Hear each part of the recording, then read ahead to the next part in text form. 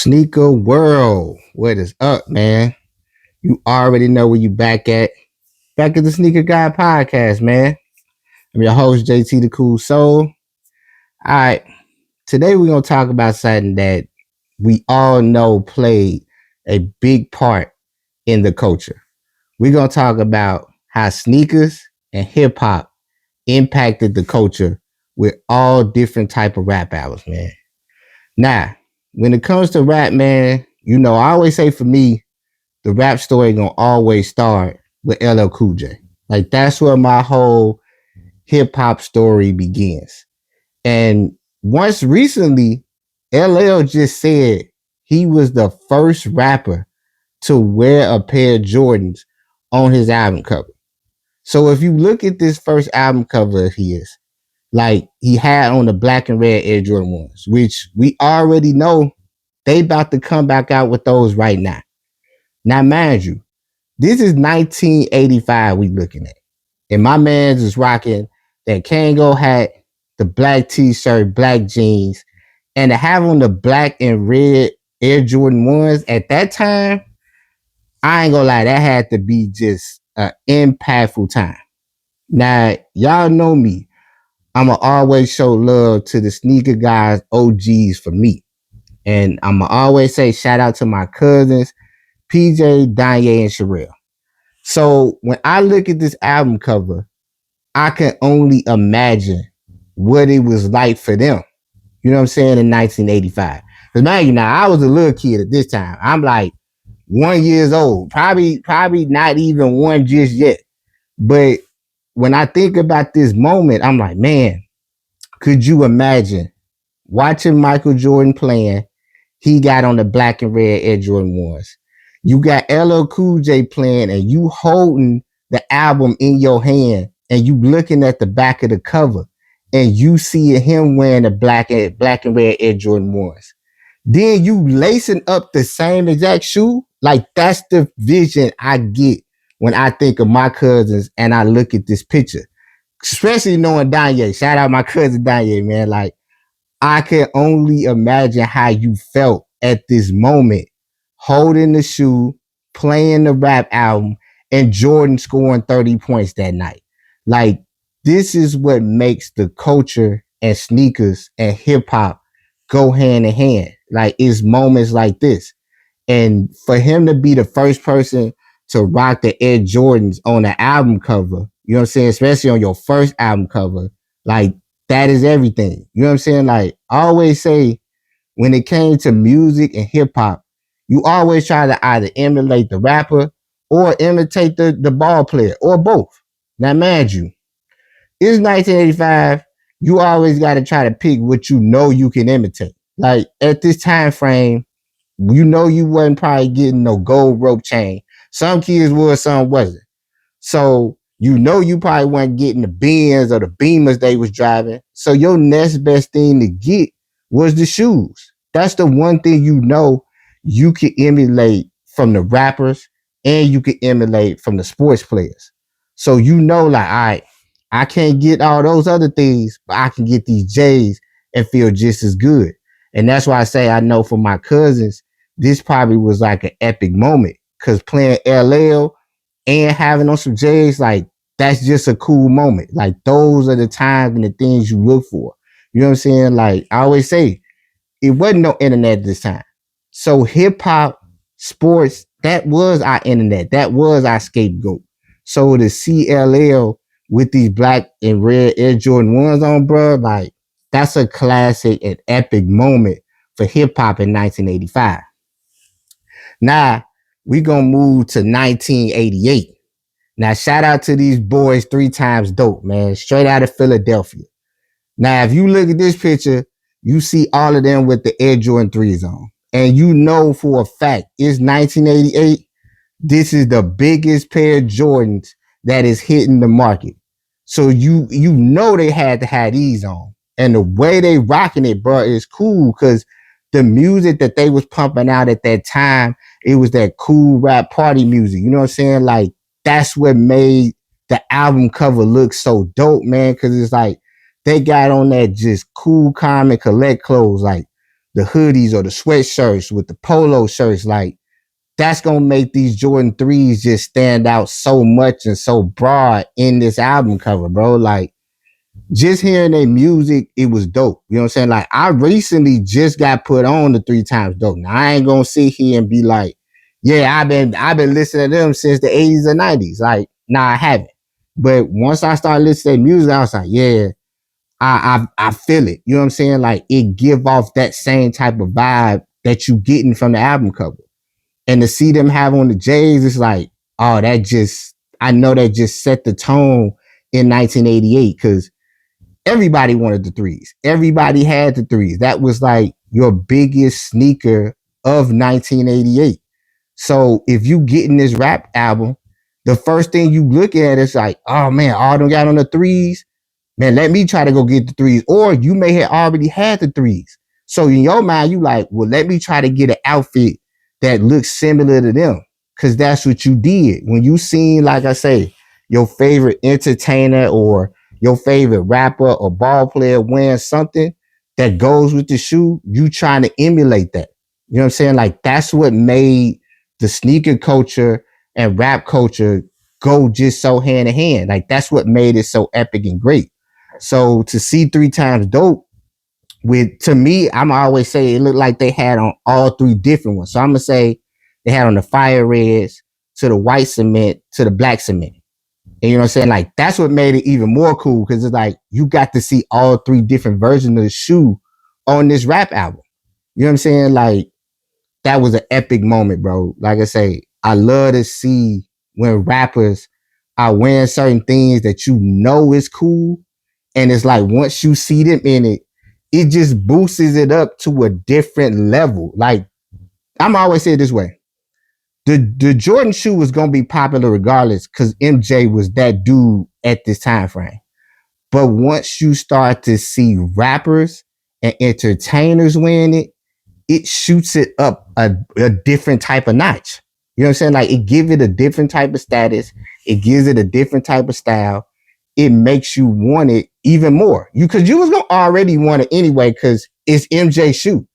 But when you see in the rappers in the videos in it, or you seeing the rappers on your favorite album covers in it, then you like, oh yeah, I gotta get this shoe, bro.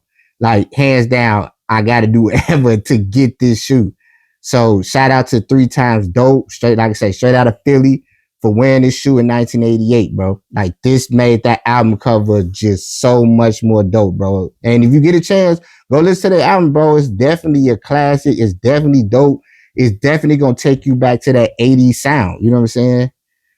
Now we gonna move on to an album cover that I'm like, all right, now at this time, I'm in high school. We gonna go to this Nas Stillmatic album, bro.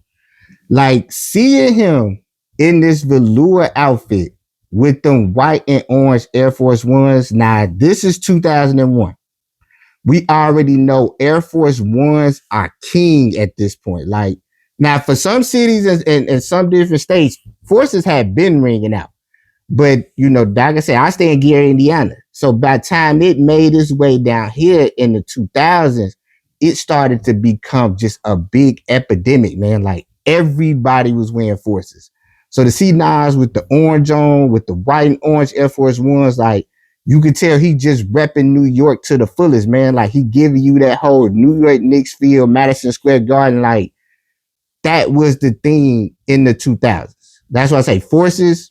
You was trying to get any type of Air Force One you can get your hands on at this time, bro. Like in the early 2000s, bro, like I always tell y'all, forces was running crazy, bro. Like you trying to get different colors, you trying to get different styles, you trying to just do whatever you can because at this time, like I say, fashion was so much higher and bigger at this moment, at least for me. You know what I'm saying? Like we talking jean outfits, velour jogging outfits, you know, different hoodies, different t-shirts. So whatever you getting, you know what I'm saying, out of the mall at this time, you definitely trying to go get some forces that's gonna match it. You know what I'm saying? And to look at this album cover and to see him in that orange or the white and orange Air Force Ones, bro, like you was trying to do whatever you can to find these forces he had on because the first thing you want to do is come to school and cats be like, oh, bro, he got on the Forces Nas had on in the Steelmatic cover album cover. Like, that's what made a big impact with sneakers, bro. You was trying to find something that you know either A, other people can't get, or B, other people gonna try to find out where you got it from so they can either emulate you. You know what I'm saying? Like, that was the whole thing.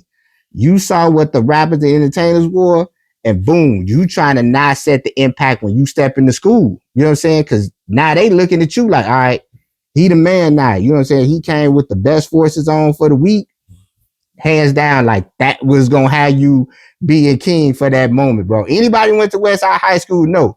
You step up in that surge and you got on the dope Forces, you are the talk of the town for the week, bro. You know what I'm saying? At least for a smooth 3 days. Smooth 3 days, you the talk of the town, man. And to see Nas, present this in 2001, it just showed me like, okay, they was on that type of time in New York all the time, bro. Like, they was always, I'm always say for me, they was ahead of the game with the culture and sneakers and clothing. So when I'm seeing him with this in his mind, he like, this is normal. But to us down here, we like, nah, bro, like, that was gonna, smoke the hallways if we wore that in high school, bro. Like, that's what you was trying to emulate.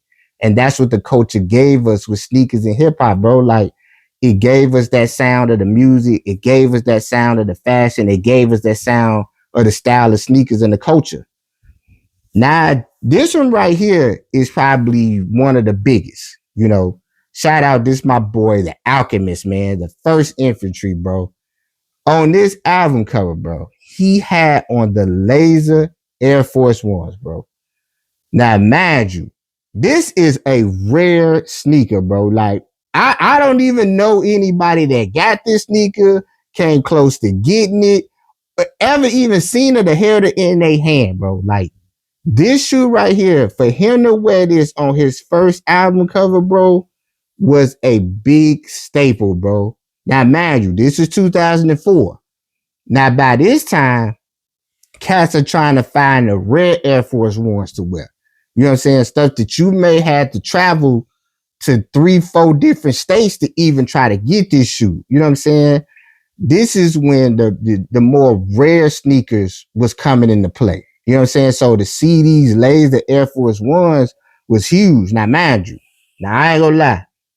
If you would have wore this back at Westside at a time frame when nobody knew how to get them or where to get them, you're gonna be talked about for the next 5 years. You know what I'm saying? Because finding something that's a rare gem was everybody's playing point when it came to sneakers.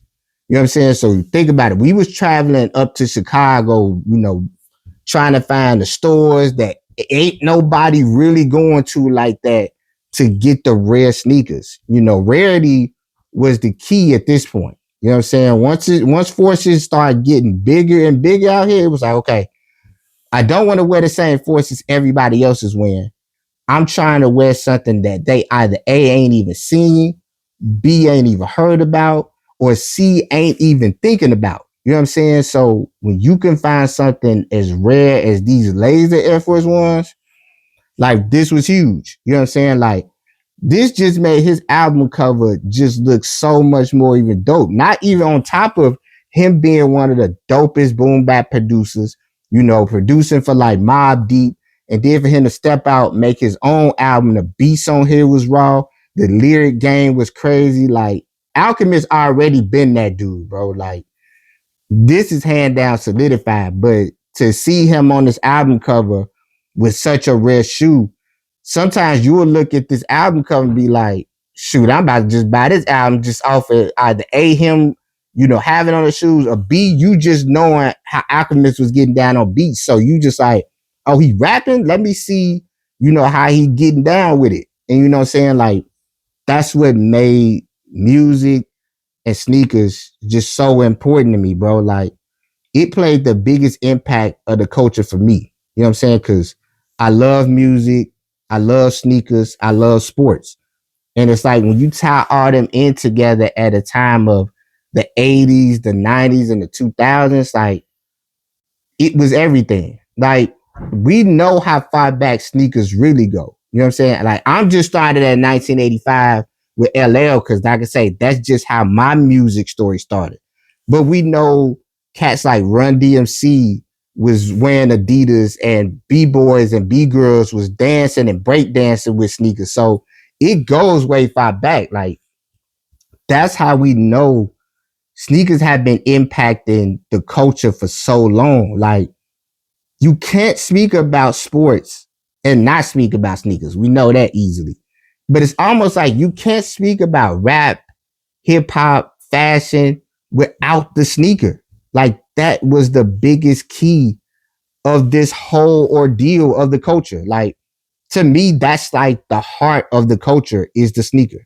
You know what I'm saying? You can't have on something, you can't have on such a dope outfit and the sneakers ain't right.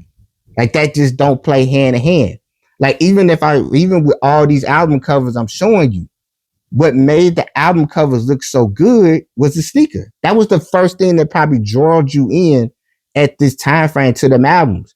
Yeah, you love the music, but when you looking at the album cover, you like, ooh, man, he got these on, or dang, how did he get these? Or where did he even obtain or find these at? Like, that's what just made it so dope. So when it came to Alchemist album, bro, I gotta commend you to put on these lasers, boy, because I ain't gonna lie, even still today, this shoe would be probably one of the hottest commodities in the sneaker game right now. Like, I can only imagine what the resale value would be on a pair of laser Air Force Ones right now. Like, it would be crazy, bro.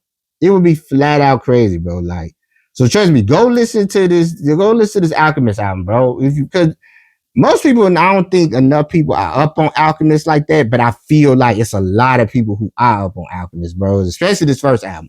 It was a bona fide hit, bro. Like, and to see, like I said, to see him in these lasers, flat out dope, man. But y'all let me know what's your favorite album that you have that you got cats wearing certain sneakers that you may like.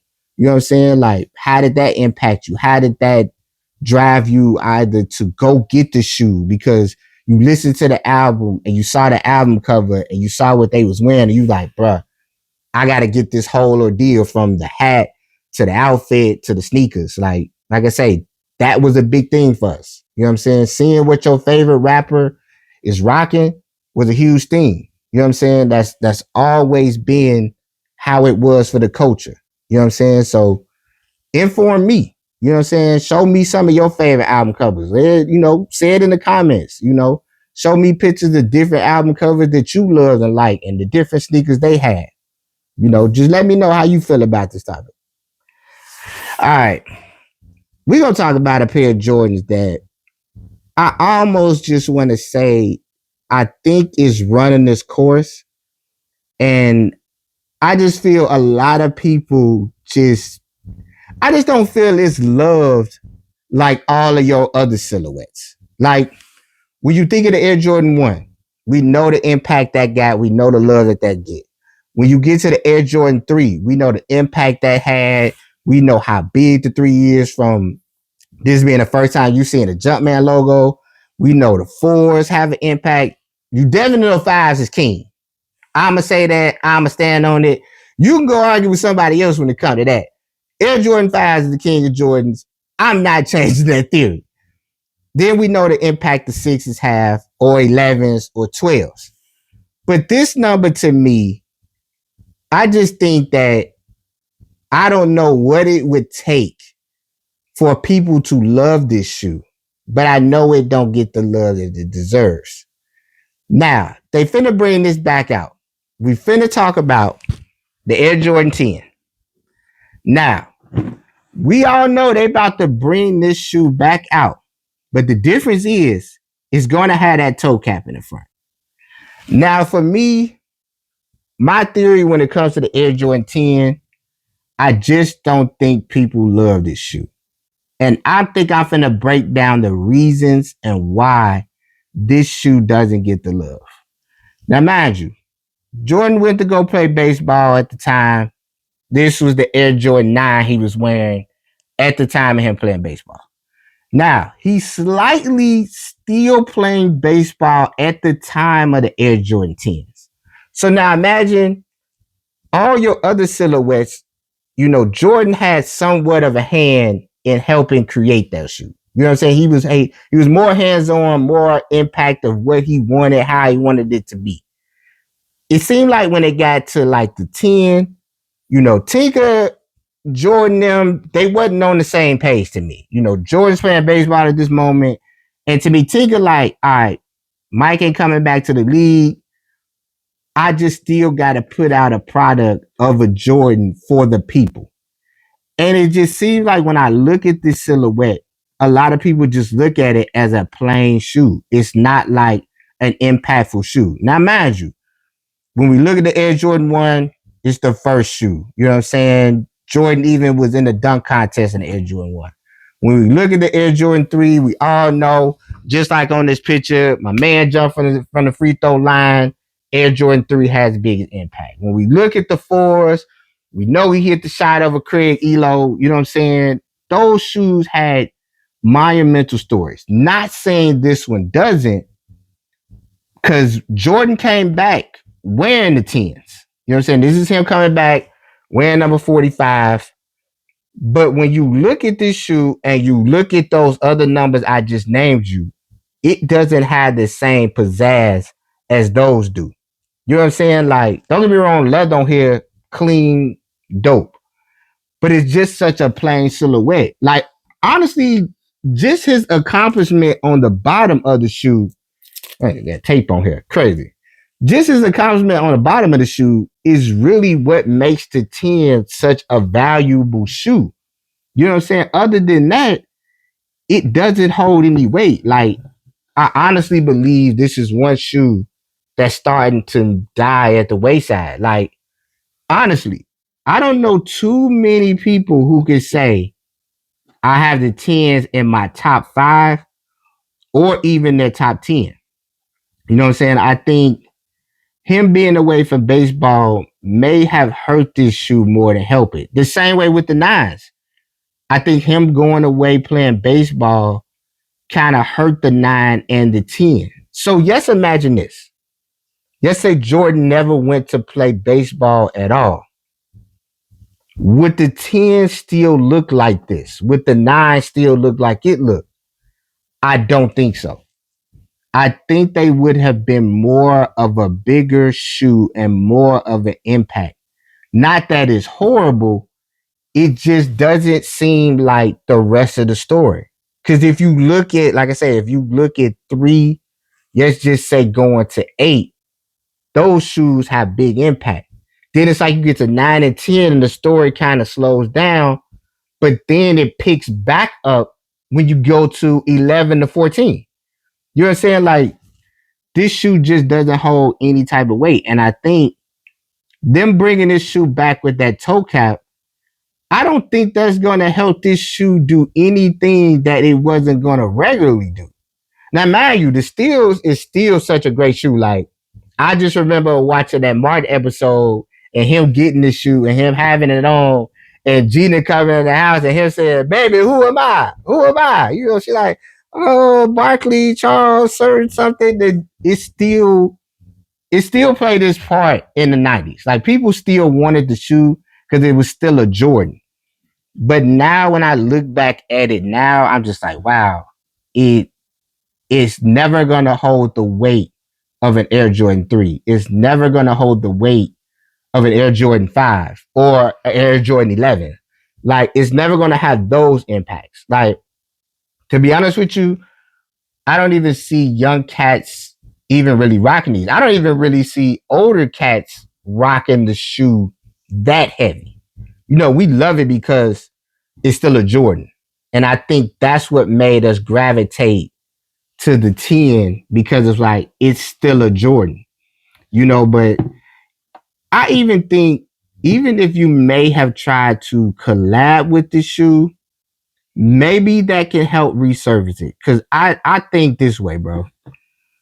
After they do this one with the toe cap and they bring out the shadows, I think it may be over for the 10s. Like, we may not see 10s resurface like that. I'm not going to say ever again, but it's going to be one of those numbers that's low on the totem pole, bro. It's already low on the totem pole now. Like when they bring out different colorways of the tens, the different, other tens, they don't do any type of traction. And I think tens has just ran its course. Like threes, fives, fours, 11s, ones, we could always see that shoe resurface easily. Million times around, it could run a million laps. The 10, if they don't either figure out how to get somebody to collab on this shoe and make it something better, it's gonna be over for it. Like in the next, let's just say 5 to 10 years, people are never gonna think about the 10. They're not thinking about it now. Honestly, that's what I say. Bringing out this shoe again with that toe cap, which the toe cap gonna make it look even more crazier because first of all, the young cats ain't even gonna know nothing about that toe cap. Hey, the OGs technically don't care about it either. Like we never really got to see it at the time frame of them making it. You know what I'm saying? Like then once we heard the story that Jordan didn't even like that toe cap, we like, well, why the heck would we want to wear it? Jordan don't even like it. Like, don't get me wrong, like I say, I love the tens. Like I say, I love all the stats at the bottom. You know what I'm saying? The monumental shoe of him coming back to the Bulls, you know what I'm saying, wearing 45. Like, all of that is cool, but this shoe was just, it was just a plain shoe, man. Like, it's never gonna hold the title like the rest of them. Like you say, anytime you hear people talk about Jordans, when's the last time you heard them say, oh, but the tens, that's top 5. That's number 1 on my list. Like, it may be some cats out there that love the tens. I'm definitely not taking that away from you. But tens are one of them shoes that's not hard to obtain. It's not hard to get. I don't think it's gonna ever have a crazy impact. It's just gonna always be, it's still a Jordan. Like, I think that's all it's gonna do. And I think for Jordan to either save this shoe, they got to figure out a different method when it comes to the shoe because this is one of them shoes you can't just put everything on it. Like it looks crazy if you put patent leather on it, or it looks crazy with certain colors. Like I think after you bring out all the OG colorways or even a city pack, like the original way it was, I think you could put the tens in the vote for a while, bro. Because I just don't see where it's gonna go unless, like I say, unless you get some of those dope collabors like James Whitner or Travis Scott or things of that nature to try to revive the 10. I think we've seen the last of this shoe, bro. You know what I'm saying? End of the day, it's still a classic to me, but it might have ran its course. But y'all tell me, some people out there may be like, all right, Jay-Z Crusoe, you bugging. 10's our classic shoe. I love it. It did this. It had this type of impact, and that's cool. But like I know, if I bring up a pair of threes, you gonna pick the threes. If I bring up a pair of fives, you definitely gonna pick the fives over the 10. If I bring up the patent leathers, it's really wiping this out the way. You know what I'm saying? But y'all let me know. You tell me if it's over for the 10s. Have we seen the last of it? Do it even cross your mind when you think about Jordans? Like, if you was coming down to your basement or wherever you have your shoes, and you about to pick a shoe, and let's say you have on these type of colors, is the 10 the first shoe you think about? I'm pretty sure it's not. Because it's probably the last thing you think about on the list of sneakers. You're not thinking about buying, or not saying buying, but you're not thinking about wearing your 10s. Like, I don't even think about it as much. I probably even wore this shoe. I wore it a couple times, but trust me, it was in the back of my mind to wear. But let me know what you think about the 10s. Can it be, revived, and can it be loved like your bigger numbers?